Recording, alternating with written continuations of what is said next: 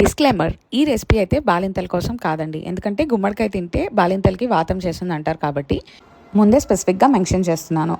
ఇంకా ప్రాసెస్లోకి వెళ్ళిపోతే బాండీలో నూనె వేసుకొని అది వేడెక్కిన తర్వాత అందులో తాలింపు గింజలన్నీ వేసి అవి చిటపటలాడిన తర్వాత అందులో కాస్త ఇంగువ, అలానే కరివేపాకు, పసుపు, పచ్చిమిరపకాయ ముక్కలు వేసుకొని కలుపుకున్న తర్వాత అందులో మనం ముందు కట్ చేసి పక్కన పెట్టుకున్న గుమ్మడికాయ ముక్కల్ని కూడా వేసుకొని గరిటతో ఒకసారి మొత్తం కలిపేసుకున్న తర్వాత టేస్ట్కి సరిపోయేంత ఉప్పు వేసుకొని కలిపేసుకొని మూత పెట్టి ముక్కలన్నీ మగ్గనివ్వాలి.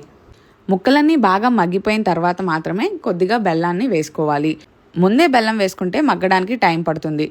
బెల్లం వేసి బాగా కలిపిన తర్వాత అందులో కొద్దిగా కారం, అలాగే చింతపండు రసం వేసి ముక్కలన్నిటిని చింతపండు రసంలో ఒక 5 నిమిషాలు మగ్గించిన తర్వాత దింపేసుకుంటే గుమ్మడికాయ కూర రెడీ అయిపోయినట్టే. పుల్ల పుల్లగా, కారం కారంగా, తీయ తీయగా చాలా బాగుంటుంది. మీరు కూడా ట్రై చేసి ఎలా వచ్చిందో కామెంట్ చేసేయండి.